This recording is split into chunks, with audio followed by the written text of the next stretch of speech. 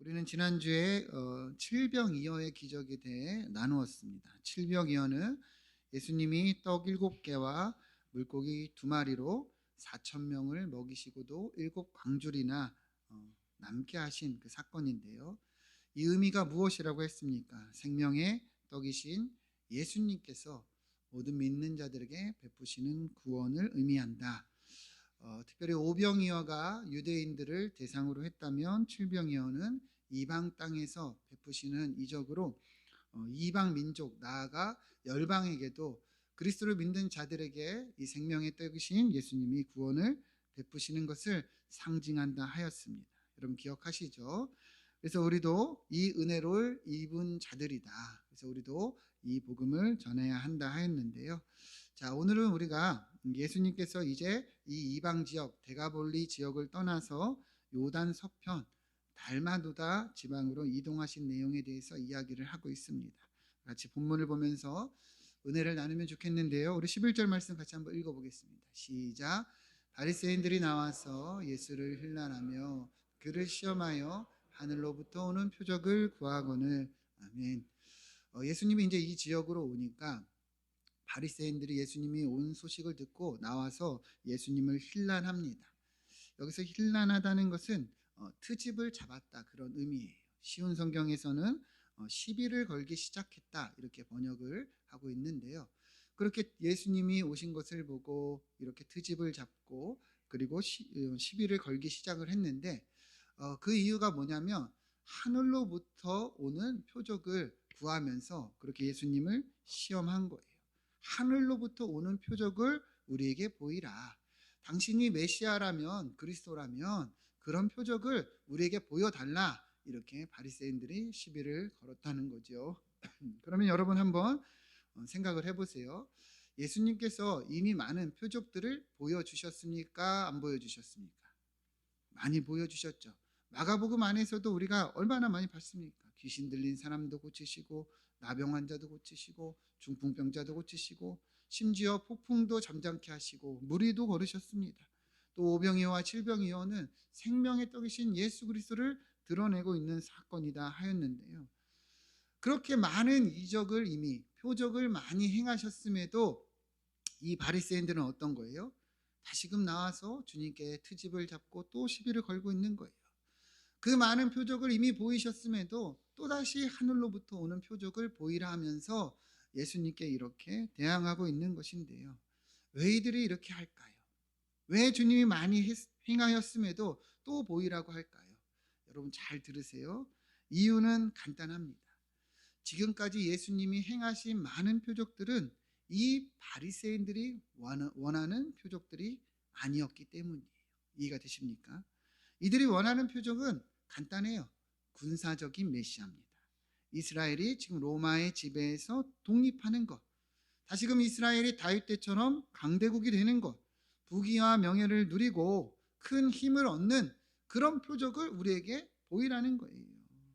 그러니까 예수님이 이미 많은 표적을 보이셨음에도 이들은 그것을 보지 못하고 거부하면서 예수님께 하늘로부터 오는 표적을 보이라며 자기들이 바라는 표적을 지금 드러내라며 이렇게 트집을 잡고 있다는 것입니다. 이해가 되십니까? 그래야 예수님께서 뭐라고 말씀하시는가? 12절을 보면 예수님이 마음속으로 깊이 탄식하시며 어찌하여 이 세대가 표적을 구하느냐? 내가 진실로 너희에게 이르노니 이 세대의 표적을 주지 아니라 하리라 하시고 그들을 떠나 다시 배에 올라 건너편으로 가셨다 이렇게 얘기합니다. 이런 이들의 모습을 보고 주님은 어떤 거예요? 탄식하신 거예요. 이미 너무나도 많은 표적을 보여주셨음에도 이들은 자기가 바라는 표적이 아니면 아니라는 거예요. 그러니까 주님은 더 이상 표적을 주지 아니하시다 하면서 이곳을 떠나셨다는 것이죠. 여러분 우리가 잘 알고 있지만 사실 이 바리새인들은 어떤 사람들입니까? 성경에 능통하고 또 율법대로 살고자 열정과 열심을 가지고 있던 유대 지도자들이에요. 이 바리새라는 말 자체가 구별되다는 뜻입니다. 무엇에 구별되는 거예요? 우리가 말씀으로, 우리가 율법으로 이렇게 삶으로 구별되는 삶을 살자. 이들은 그렇게 추구하고 있는 건데요. 그런데도 그렇게 열정과 열심과 그런 지식과 이해가 자기 자신을 향하니 어떻게 됩니까? 정작 이들의 모습은 하나님이 원하시는 모습과는 전혀 다른 모습을 보이고 있는 거예요. 하나님이 말씀하고 있는 모습과는 전혀 거리가 있는 그런 삶을 살고 있는 거지요. 여러분 잘 보세요. 이 신앙의 이유와 목적이 자기 자신을 향하면요, 그렇게 되는 겁니다. 자기의 바람대로, 자기의 생각대로 하나님을 믿고 있으니 정작 하나님의 뜻은 보지 못하고 내가 원하는 그런 신앙을 추구하는 전혀 다른 모습을 행하고 있다는 것이죠. 우리 이사야서 35장 5절 6절을 보면 이사야는요, 이미 그리스도가 올 때, 메시아가 올 때 어떤 일이 일어날 것인지 예언을 했습니다. 잘 보세요. 그때 맹인의 눈이 밝고 못 듣는 사람의 귀가 열리고 저는 자가 사슴같이 뛰고 말 못하는 자의 혀가 노래하고 광야의 물이 솟겠고 사막에서 시내가 흐를 것임이라. 메시아가 올 때 이러한 표적이 보여질 거라는 거예요. 그런데 여러분 잘 보세요. 이 일들이 지금 예수님께서 행하셨습니까? 안 행하셨습니까? 이미 다 행하셨어요. 보여주셨어요. 예언대로 주님은 다 말씀하시고 보이시고 예수님이 누구이신지 그리스도이시고 메시아이심을 다 증거하셨습니다. 그러나 저 바리새인들은 어떤 거예요? 아니라는 거예요. 아니라는 거예요. 왜요? 내가 원하는 표적은 이것이 아니기 때문이죠. 내가 원하는 표적은 이런 것이 아니에요. 이 땅에서 북이와 영화와 다시금 이스라엘이 강대국이 되는 그런 군사적인 메시아를 바라니 이미 하나님이 다 보여주시고 주님이 다 성취하셨음에도 이것을 거절하고 보지 못하고 오히려 예수님께 대항하고 있다는 거예요. 그래서 마태복음 16장을 보면 오늘 본문과 동일한 병행 구절이에요. 똑같은 사건인데 예수님께서 이때의 이 마태복음에서는 뭐라고 이들에게 말씀하셨느냐, 우리 같이 한번 읽어보겠습니다. 시작. 악하고 음란한 세대가 표적을 구하나 요나의 표적밖에는 보여줄 표적이 없느니라 하시고 그들을 떠나 가시니라. 아멘. 마태복음에서는 주님이 이렇게 말씀하시고 떠나셨다는 거예요. 잘 보세요, 여러분. 이 바리새인들, 이들이 예수님께 여러 표적을 구했어요. 그죠? 그러나 주님이 보여줄 표적은 뭐밖에 없다는 거예요? 요나의 표적밖에 없다. 여러분, 요나의 표적이 무엇을 말하는 걸까요? 요나가 물고기 뱃속에서 며칠 있었죠? 3일 있었죠. 그죠? 이것은 예수 그리스도의 십자가를 상징하는 거예요. 그러니까 예수님이 저들에게 보여줄 표적은 예수 그리스도의 십자가 외에 있다는 거예요? 없다는 거예요? 없다는 거예요. 주님이 이 땅에 오신 이유가 무엇입니까? 이 십자가를 지기 위함이죠. 우리를 구원하시기 위해서 이 십자가를 지셨기 때문에 하나님의 뜻이 여기에 있기 때문에 이 외에는 보여줄 표적이 없다는 거예요. 여러분, 우리도 똑같습니다. 여러분, 우리는 왜 예수를 믿고 우리는 왜 이 신앙생활을 하고 있습니까? 우리는 왜 믿고 있습니까? 우리의 믿음과 신앙은 어디를 향하고 있는가? 여러분, 우리도 저 바리새인들처럼 이 믿음이 나를 향하고 있는지 돌아봐야 한다는 거예요. 내가 구하고 내가 바라는 표적을 예수 그리스도를 믿는 이 신앙의 이 모습으로 자기 자신을 이 목적을 취하고 있지 않냐는 것이죠. 우리도 저들처럼 자기중심적인 그런 신앙을 가지면 어쩔 수 없어요. 우리도 저 바리새인들과 똑같이 하나님의 뜻과는 전혀 다른 그런 모습을 보일 수밖에 없다는 거예요. 그러니까 믿음이 무엇이냐? 우리는 오늘 이 말씀을 통해서 분명히 볼 수 있어야 되는 거죠. 우리의 이 믿음은요, 나를 향하는 게 아니라 하나님의 뜻을 향하는 것입니다. 믿으십니까? 여러분의 뜻을 구하는 게 아니에요. 내가 바라는 대로 그렇게 신앙생활을 하는 것이 아니라 하나님이 우리에게 말씀하시고 보여주시고 원하시는 그런 신앙생활을 해야 된다는 것이죠. 내가 구하는 표적이 아니라 하나님이 이미 보여주신 표적을 따라가야 한다는 것입니다. 여러분, 왜 예수님이 십자가 외에 보여줄 표적이 없다 말씀하시느냐? 그것이 바로 십자가이기 때문이에요. 우리가 추구해야 되는 신앙은 십자가입니다.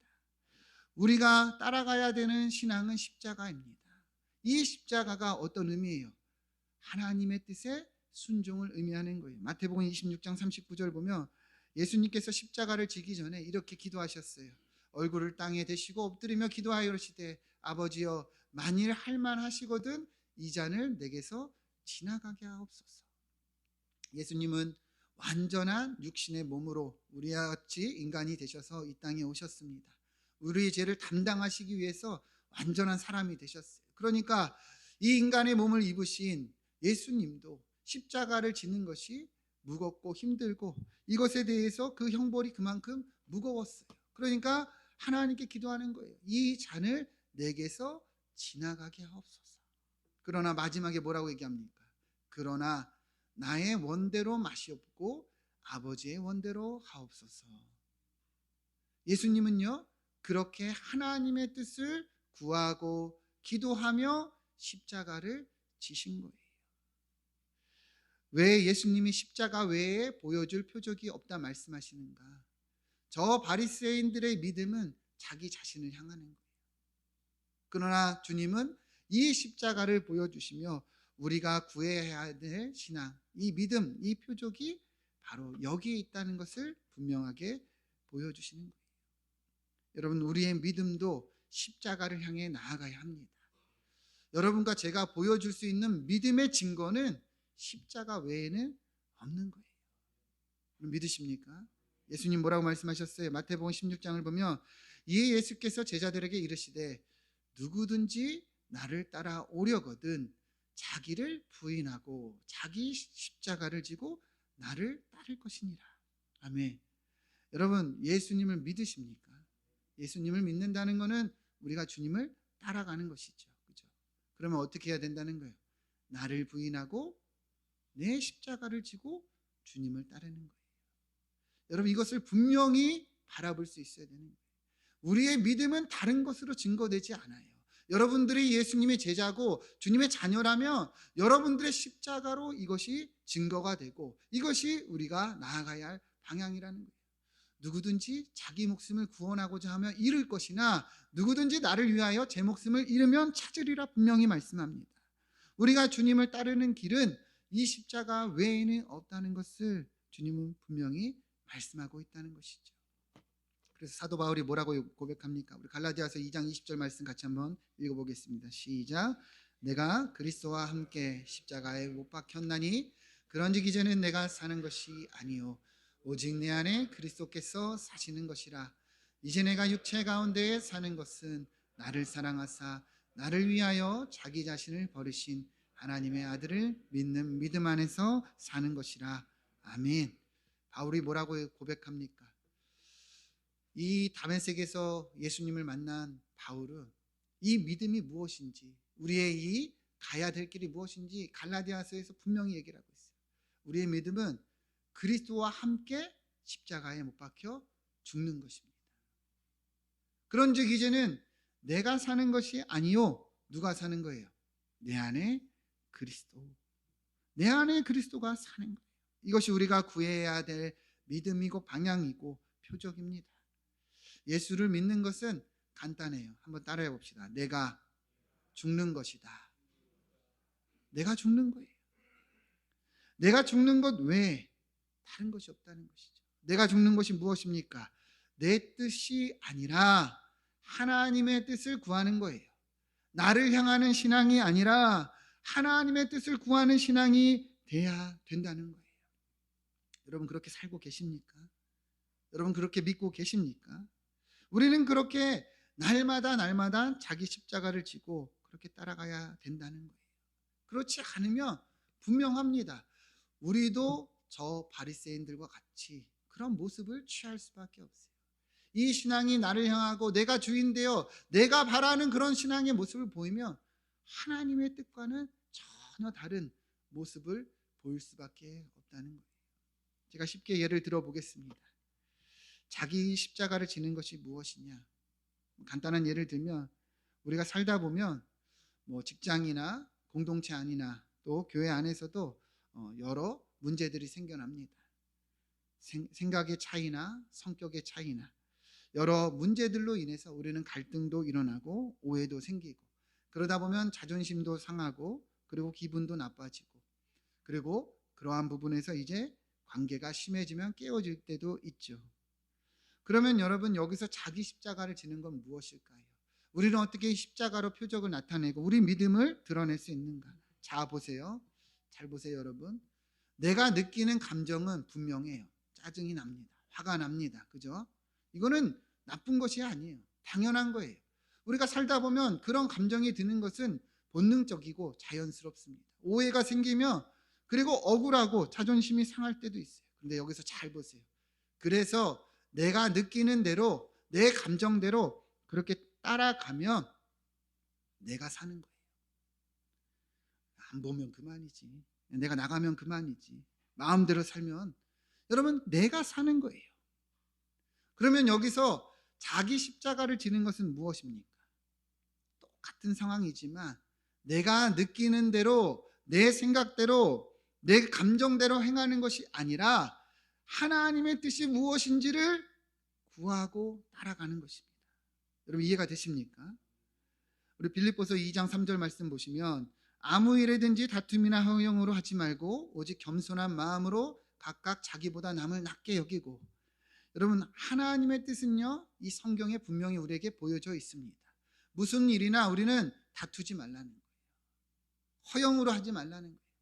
겸손하게 다른 사람을 나보다 더 높게 여기라는 거예요. 그래서 자기 일만 돌볼 뿐 아니라 다른 사람의 일을 돌보아서 여러분 이것이 뭐라는 거예요? 주님의 기쁨이라는 거예요. 우리가 그렇게 살아가는 게 주님의 기쁨이라는 거예요. 5절 보면 이 마음을 품으라. 이 마음이 그리스도의 예수의 마음이다. 이러한 것이 예수님의 마음이라는 거예요. 똑같은 상황이에요.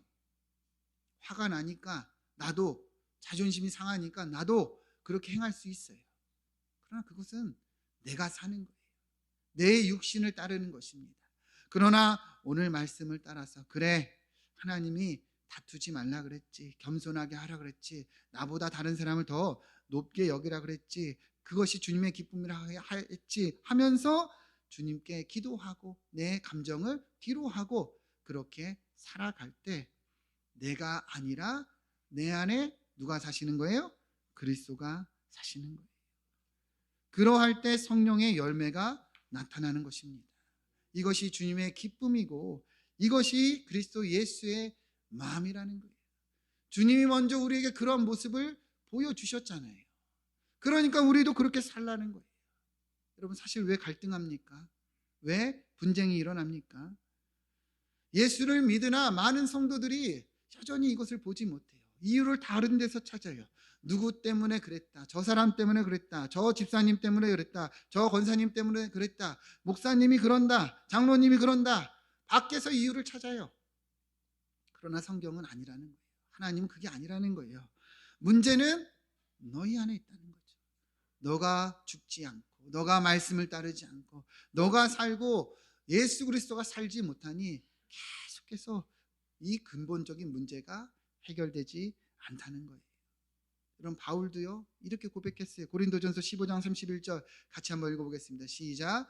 형제들아 내가 그리스도 예수 우리 주 안에서 가진 바 너희에 대한 나의 자랑을 두고 단언하노니 나는 날마다 죽노라. 아멘. 맨 마지막만 보면 돼요. 바울은 뭐라고 얘기를 해요? 나는 날마다 죽노라. 바울이 왜 죽을까요? 예수 그리스도로 살기 원하기 때문입니다. 그 위대한 사도 바울도요 그게 잘 안 되니까 날마다 죽는 거예요. 날마다 죽는 거예요. 여전히 살아있는 내 자아와 정욕이 하나님의 뜻을 거스르니 나는 날마다 죽노라 선포하면서 주의 뜻을 구하고 있는 것입니다. 여러분 바울이 날마다 죽노라 이렇게 이야기를 했다면 우리는 어떻게 고백을 해야 되겠습니까? 매 순간순간마다 죽어야 할 줄 믿습니다. 매 순간순간마다 이 십자가를 고백하지 않으면 여러분 우리는 안 된다는 거예요. 예수님은 이 십자가 외에 다른 표적이 없다고 얘기하셨습니다. 우리가 구해야 될 신앙은 십자가입니다. 우리가 보여야 할 신앙은 십자가예요. 여러분들의 믿음이 있다면 여러분들이 예수 그리스도 자녀라면 이 십자가 외에는 드러날 표징이 없다는 거예요. 무엇으로 이 표적을 보이겠습니까? 행함이 없는 믿음은 무엇으로 보이겠냐는 거예요. 내가 죽어서 내 안에 그리스도가 사실 때, 아, 저 사람이 정말 하나님의 자녀이구나. 성령의 역사가 나타나는 것을 통해서 열매로 아는 것이죠. 여러분, 육신이 아니라, 내 자아가 아니라 성령을 따라 행하며 하나님의 뜻을 구하는 주의 이름으로 그런 자들이 되기를 축원드립니다. 얼마 전에 한 영상을 보는데 개그맨 오지연 씨 아시죠? 그분이 한 교회에서 이런 간증을 하시더라고요. 예수님께서 이 땅에 오신 이유가 무엇인가? 성경을 보니까 주님은 늘 높은 곳에 계시지 않고 왕이신 분이, 하나님이신 분이 낮은 곳에서 가난한 자들과 또 연약한 자들과 부족한 자들을 도우시는 것을 보면서 자기도 그런 감동을 받고 어려운 사람들을 돕기 시작을 했다고 합니다. 그래서 주변 사람들하고 마음 맞는 사람들이랑 봉사의 일도 하고 그렇게 섬기고 그렇게 나누는 삶을 살았대요. 근데 이제 안 믿는 사람들이 볼 때는 그 모습이 어때요? 왜 저럴까, 그죠? 왜 저렇게 희생할까, 헌신할까, 왜 손해보는 삶을 살까? 그렇게 보여지기도 하고, 어떨 때는 자기가 이렇게 애쓰고 수고하는 것이 이제 힘들 때도 있겠죠. 근데 이분이 뭐라고 고백을 하는가? 어느 순간 시간들이 지나서 보니까 하나님이 너무도 많은 것으로 채워주시는 것을 경험하고 있다는 거예요. 자기뿐 아니라 자기와 함께 헌신하고 봉사하고 희생하는 사람들이 다 그렇게 고백을 하고 있다는 것이죠. 이전보다 더 잘되고 나는 헌신하고 희생했는데 더 채워주시는 하나님을 경험하고 있다는 거예요. 더 잘되고 더 풀리고 더 유익을 누리게 되었다. 이분이 이렇게 얘기해요. 하나님은 공짜가 없으시다. 30배, 60배, 100배의 축복을 주시더라 간증을 하더라고요. 저는 여러분, 이것이 우리 성도의 삶이라고 생각합니다. 내가 죽고 내 안에 그리스도가 사는 것, 우리는 그것으로 우리의 믿음을 드러내는 거예요. 근데 그게요, 손해보는 것 같아요. 희생하는 것 같아요.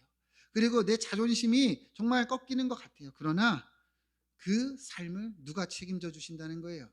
하나님이 책임져 주신다는 것입니다.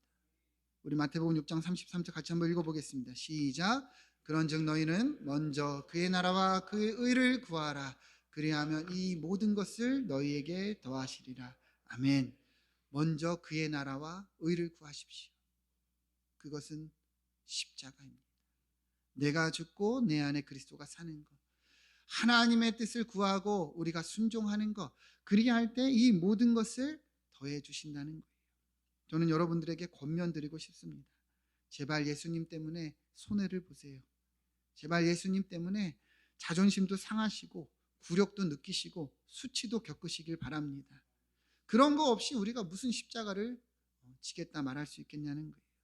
예수님은 나를 위해 그 십자가 치욕을 다 겪으셨는데, 여러분, 우리는 주님을 따라간다 말하면서 어찌 그렇게 대접받으려 하고 어찌 그렇게 자기 자리를 내세우려 하냐는 거예요. 우리가 수치와 치욕과 낮아지고 헌신하고 희생할 때 주님이 그 영광을 받으시고 그리고 우리에게 채워주신다는 겁니다. 여러분, 우리의 믿음과 신앙은 분명합니다. 십자가를 따르는 거예요. 자기 십자가로 드러나는 것입니다. 이 십자가 외에는 우리의 믿음을 증거할 길이 없어요. 그러나 낮아지고 희생할 때 우리 주님이 축복해 주시고 우리 주님이 기뻐 받아 주십니다. 우리 삶이 이러하길 축원드립니다. 이어지는 내용도 동일한데요. 우리 14절 보시면 제자들이 떡을 가져오기를 잊었어요. 그래서 배에 떡이 하나밖에 없다 이렇게 이야기를 하고 있는데요.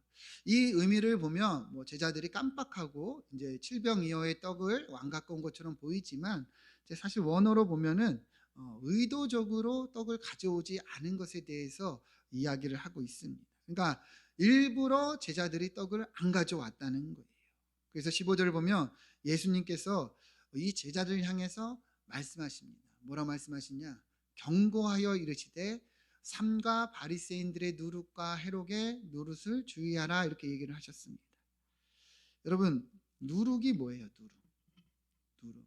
우리가 흔히 이스트라고 얘기하는 그 효모죠. 그래서 빵이나 호떡 같은 거 반죽할 때 이 효모를 넣으면 좀 얼마 정도 숙성을 하면 어떻게 됩니까? 이렇게 부풀어 오르죠, 그죠?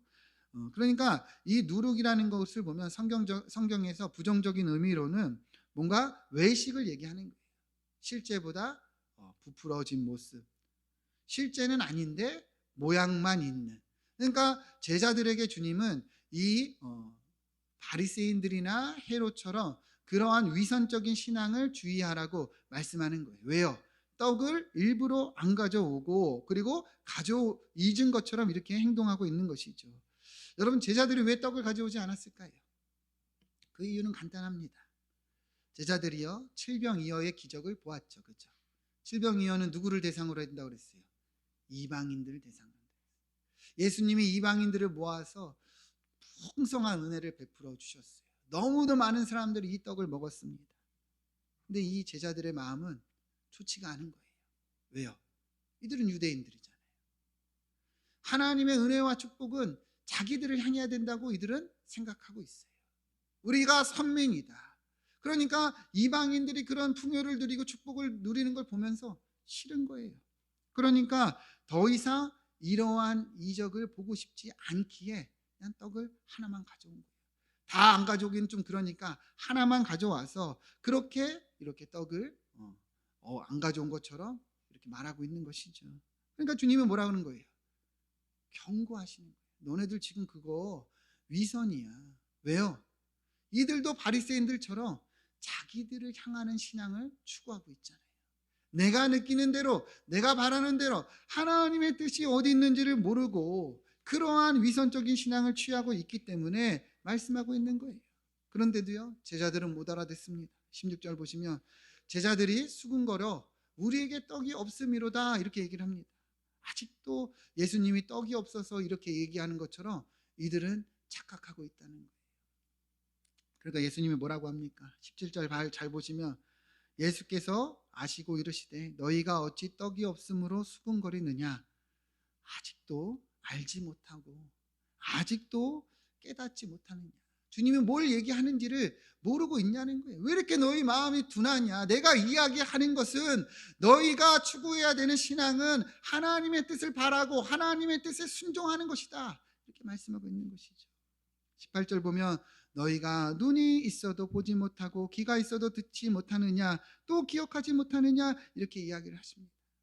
그러면서 예수님은 주님이 행하신 이적에 대해서 다시 얘기를 하세요. 19절 보면 이 오병이어를 통해서 몇 바구니를 거뒀느냐, 이 칠병이어를 통해서 몇 광주를 거두었느냐 이미 다 보여주시지 않았냐는 거예요.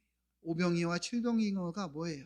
유대인들을 향하고 이방인들을 향하는 생명의 떡이신 예수 그리스도를 상징하지 않습니까?